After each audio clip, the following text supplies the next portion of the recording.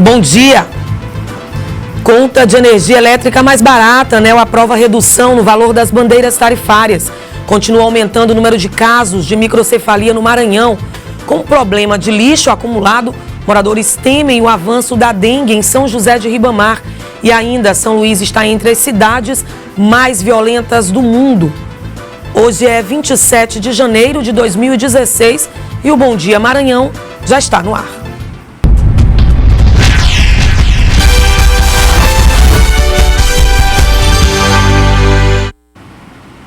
E as atenções estão voltadas para o combate ao Aedes aegypti durante este período chuvoso, mas em São José de Ribamar, a prefeitura parece ignorar os cuidados. É que agentes de limpeza estão depositando lixo em um local próximo a várias casas. Os moradores já fizeram inúmeras denúncias, mas a prefeitura até agora não fez nada. Os moradores que vivem nesta parte de São José de Ribamar reclamam que desde a semana passada a prefeitura da cidade está descarregando o lixo neste terreno. Não tem como numa área residencial como esta, você transformar uma área onde tem crianças, adultos, trazer o problema, a doença para cá e transformar isso num lixeiro no meio de um bairro. Quando, na verdade, para um aterro precisa de autorização do meio ambiente, dos órgãos competentes, tem todo um estudo para ser feito. Com o trator que presta serviço à prefeitura de Ribamar no local, outras pessoas acabam despejando lixo também no terreno.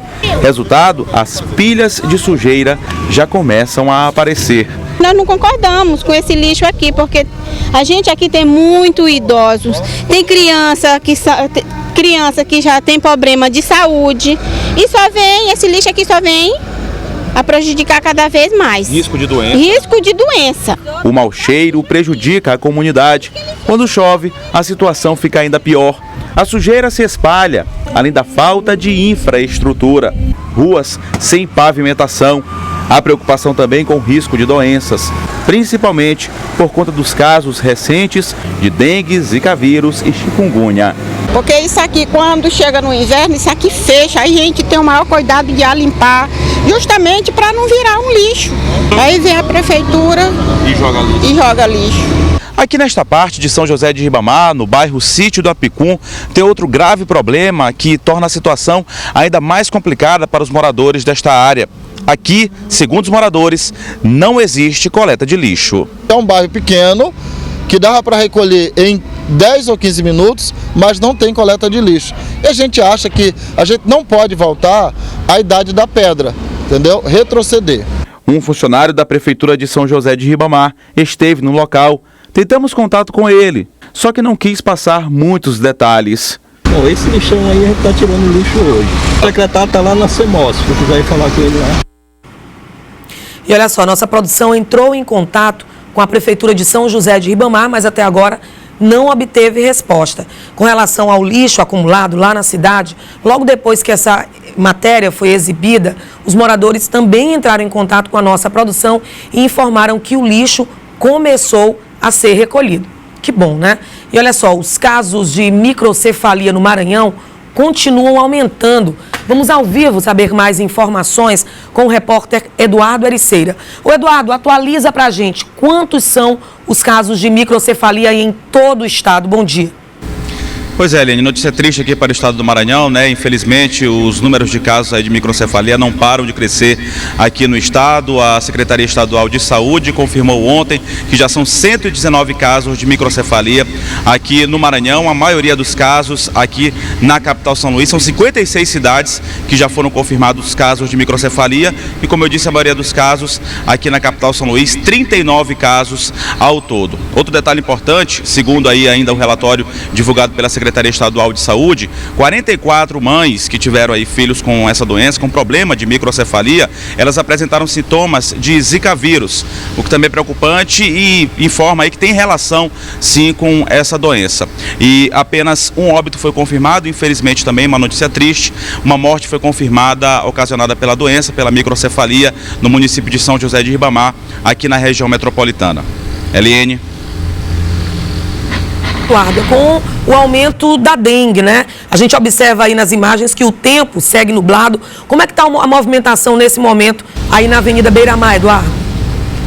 Pois é, Eliane, lembrando que ontem, né, a gente acabou tomando banho na minha entrada ao vivo, começou a chover, não estava chovendo, mas no momento que a gente ia participar ao vivo aqui, na nossa entrada ao vivo para falar justamente do tempo, voltou a chover. Hoje a chuva deu uma trégua, chove bem fino, mas a gente resolveu se proteger para se poupar aqui da chuva. O tempo muito nublado, como você pôde observar, o tempo muito nublado aqui nessa parte central de São Luís e em outros pontos da capital. Choveu muito durante a madrugada dessa quarta-feira, pela manhã também já choveu bastante, agora uma chuva bem fina, mas o tempo continua bastante nublado e a previsão é de chuva a qualquer momento aqui na capital. Eliane, vamos mostrar também, ontem mostramos aqui no Bom Dia Maranhão, uma denúncia grave, que é a presença desses túneis, inclusive várias pessoas que já passaram por aqui, procuraram a nossa equipe, inclusive também entraram em contato com a produção da difusora para denunciar essa situação. Aqui pela Praça Maria Aragão, tem uma parada de ônibus aqui próximo, muitas pessoas utilizam aqui a Praça Maria Aragão para se dirigir até essa parada, muitas pessoas utilizam também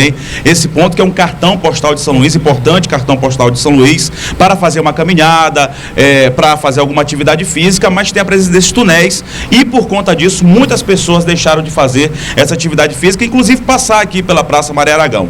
Ao todo são 17 túneis, a gente ontem mostrou que há água acumulada nesses túneis, a gente verificou agora há pouco, ainda existe muita água acumulada nesses túneis, porque voltou a chover aqui na capital São Luís e é um risco, né? Porque a gente mostrou agora há pouco, deu dados inclusive de números envolvendo a questão, a preocupação das autoridades em saúde. Acontece uma situação como essa, principalmente em relação a doenças como dengue, zika vírus, a febre chikungunya, e a situação realmente é bastante delicada. Uma denúncia aí que a gente mostra à Prefeitura de São Luís para que venha tomar algum tipo de providência, de repente fazer algum furo no túnel para que a água possa escorrer, para que não fique acumulada e possa aí ocasionar, ser um foco aí para a proliferação do mosquito Aedes aegypti, que é transmissor aí de várias doenças. Voltamos com você, Eliane. Obrigada pelas informações. A gente quer saber o que ele faz, esses tonéis fazem aí no meio da Praça Maria Aragão. Decoração não é. A gente está aguardando a nota da Prefeitura de São Luís para verificar o que está acontecendo. Pois é, Eliane, provavelmente, só interrompendo aqui, provavelmente é para colocar lixo, né? Provavelmente seria com esse objetivo, mas infelizmente a gente não verifica nenhum lixo dentro desses túneis. Eu pude olhar pelo menos 3 deles e sim, é muita água acumulada que pode vir, como eu disse, a de repente transmitir algum tipo de doença. Você percebe que as pessoas realmente deixaram de passar por aqui preocupadas, né, com esse surto. Eliane. Todo mundo preocupado, sem dúvida. Obrigada pelas informações, Eduardo. Bom dia para você. E a gente segue falando do tempo. Confira agora como é que fica a previsão do tempo na capital e também no interior do estado.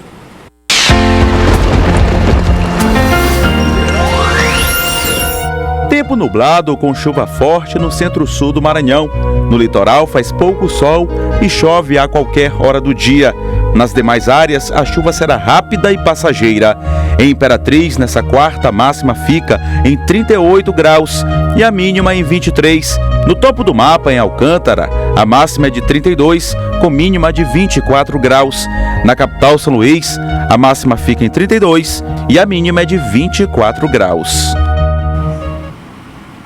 E a seguir, São Luís está entre as cidades mais violentas do mundo e mais conta de energia elétrica mais barata. A ANEEL aprova a redução no valor das bandeiras tarifárias.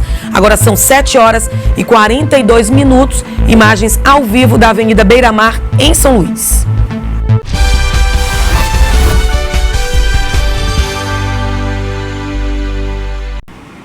E São Luís está entre as 50 cidades mais violentas do mundo, segundo o ranking internacional publicado por uma ONG mexicana.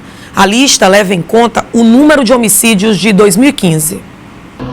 Quando o assunto é a violência na capital, todos parecem partilhar da mesma opinião. A população não esconde o medo devido à onda de criminalidade. A população até que já está meio que acostumada, né, com esses tipos de criminalidade acontecendo hoje em dia, né, na nossa vida. Tem que ter sempre cuidado até dentro dos ônibus, na porta de casa. Há poucos meses, Dona Silene foi vítima de assalto, uma experiência que ela nem gosta de lembrar. Eles me assaltaram, eu devolvi o celular para eles e... Faz tempo que isso aconteceu? Estava uns meses atrás. O Brasil possui o maior número de cidades do mundo consideradas muito violentas. O resultado integra um ranking publicado por uma organização não governamental mexicana, que listou as 50 cidades com os piores índices.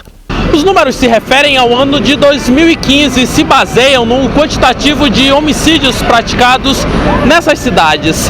São Luís aparece na 21ª colocação desse ranking, mas na frente dela figuram outras 5 capitais brasileiras, todas pertencentes à região Nordeste. Em situação mais crítica estão Fortaleza, Natal, Salvador, João Pessoa e Maceió. Mas a posição de São Luís também preocupa. Esse aumento ele não foi apenas na região Nordeste, mas também na região Norte do país, que figura logo após São Luís, a cidade de Belém e Manaus. E é um fenômeno aí que infelizmente vem acontecendo. Houve esse aumento da criminalidade no Nordeste como um todo e no Norte, e houve um pequeno decréscimo no Sul e Centro-Oeste.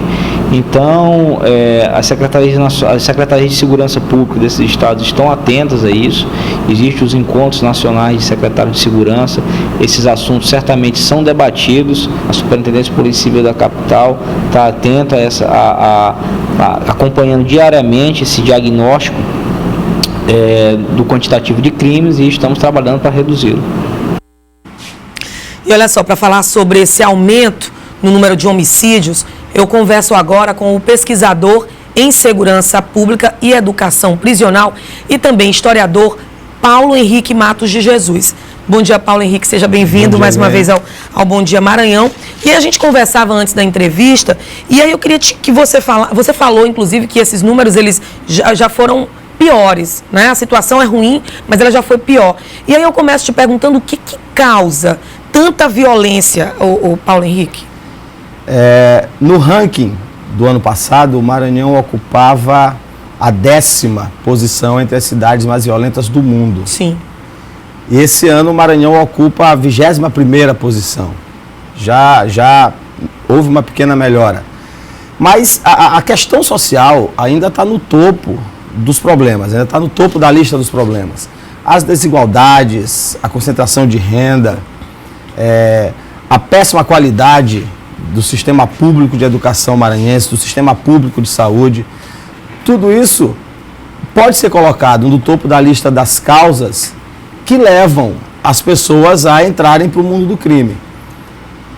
Por isso é que eu entendo que nós que deve haver por parte do aparelho de segurança pública do Estado uma aproximação maior com determinados segmentos da sociedade que não pertencem nem ao Poder Judiciário, nem ao aparato policial, mas que também se debruçam sobre estudos a respeito da segurança pública, da violência e da criminalidade em nosso Estado. Existem em São Luís algumas pessoas que compõem alguns núcleos de pesquisa que fazem uma análise multidisciplinar das causas da violência. Sociólogos, antropólogos, historiadores, psicanalistas, psiquiatras, psicólogos, pessoas que são das várias áreas de conhecimento e que também se debruçam sobre o tema. E eu acredito que deveria haver, por parte do aparato de segurança pública do Estado, uma aproximação maior com esse segmento da intelectualidade maranhense que se dedica a esse estudo, para que a gente pudesse discutir não apenas as causas da violência, mas também a elaboração de políticas públicas que solucionassem esses problemas. A gente, entre essas cidades, né, ao redor do mundo, o que chama atenção também é o número de cidades no Brasil. Por que tantas cidades brasileiras estão também nesse ranking? Eliane, tem uma questão que é interessante. O Brasil ainda é um dos países do mundo onde menos se investe em segurança pública. Existe a aparência de que os investimentos são altos, mas efetivamente esses investimentos são muito pequenos ainda. O estado do Maranhão, por exemplo, até 2014 era o terceiro estado que menos investia em segurança pública. Em 2013 eram R$ 127 por pessoa. Em 2014 eram R$ 159 por pessoa. Em 2015 houve um pequeno aumento, em 2016 outro pequeno aumento. Mas não adianta você investir apenas em viaturas, em efetivo. Um aumento do número de efetivo. Essa semana entregaram mais 30 viaturas, foram lotados mais de 1.300 novos policiais.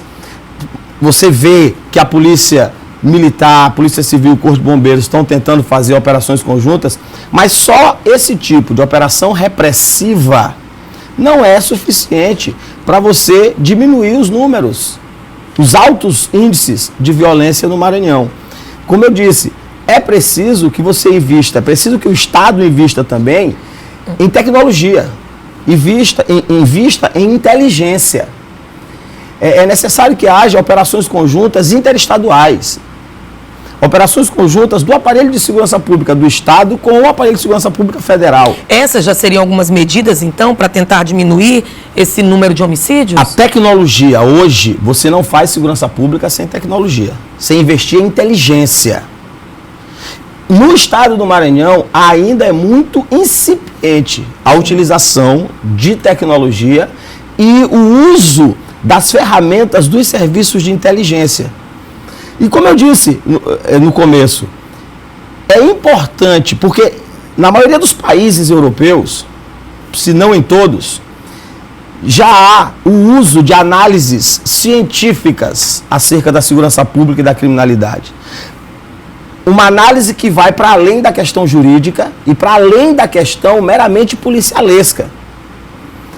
São Paulo e Belo Horizonte saíram da lista, diminuíram seus índices, porque o aparelho de segurança pública desses estados, além de promover uma ação repressiva de policiamento ostensivo, também se aproxima de grupos, de núcleos de estudo multidisciplinares que se dedicam à análise da segurança pública.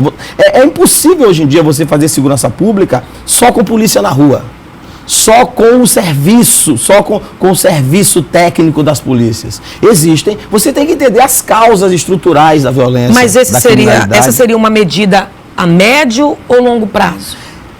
Se começássemos hoje, seria a médio prazo. Ficarmos protelando vai ser complicado.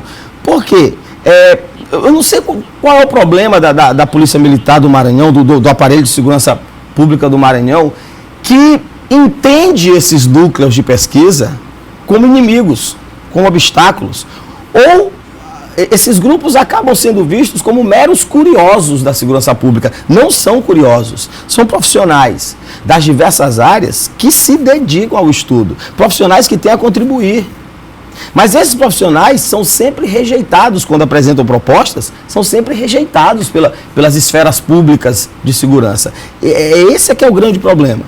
E outra coisa que a gente percebe, Helene, só me estendendo um pouco mais, que a gente percebe, no caso da Polícia Militar, existe uma crise institucional instalada dentro da polícia. Sim.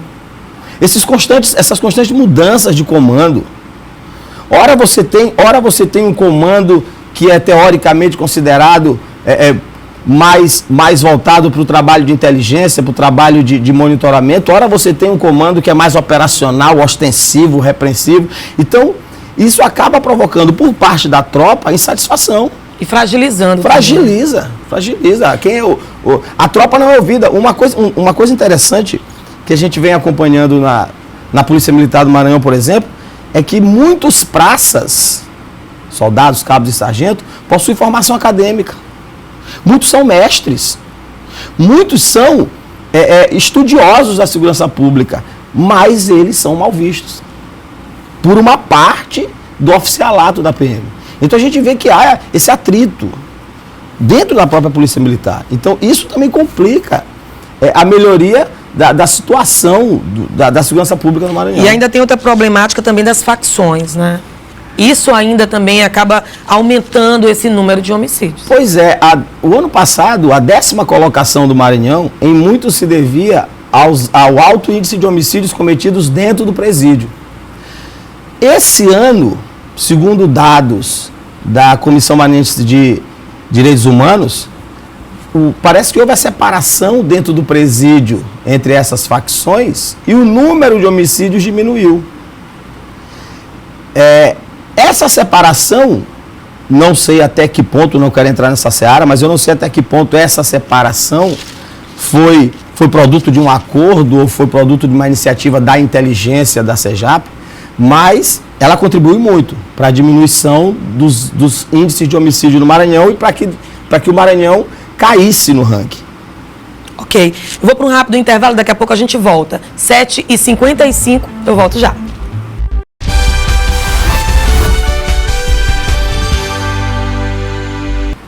E a gente volta falando, continuando a nossa entrevista sobre segurança ou sobre a falta dela, né? Paulo, eu queria que você, Paulo Henrique, eu queria que você continuasse falando, então, o que pode ser feito. A gente falou muito de medidas médio e longo prazo. O que pode ser feito já hoje para que esse índice, para que esse número de homicídios, ele venha cair? A Polícia Militar do Maranhão ela já iniciou o processo de retomada do controle sobre aqueles bairros que são considerados os mais violentos da capital. Essa retomada de controle ela tem que ser acompanhada de uma ação do Estado, no sentido de criar toda uma infraestrutura para que a criminalidade, além de ser reprimida, pare de crescer. Crianças, adolescentes, adultos, só vão parar de entrar no mundo do crime na medida em que eles viverem uma sociedade onde haja educação de qualidade, saúde de qualidade e dignidade cidadã. Com certeza, falou tudo. E aí a gente percebe que a base de tudo isso é a educação, né? A gente volta para esse tema. A educação é importantíssima. Não basta a polícia na rua, o Estado tem que acompanhar as ações de repressão da polícia no sentido de prevenir a criminalidade, não só reprimir. Ok, eu conversei com o pesquisador em segurança pública e educação prisional e também historiador Paulo Henrique Matos de Jesus. Muitíssimo obrigado pelas informações. A gente espera que essa situação melhore. Eu que agradeço, Helene. Bom dia. Bom dia. E o Bom Dia Maranhão termina agora. Outras notícias no portal edifusora.com. Até amanhã.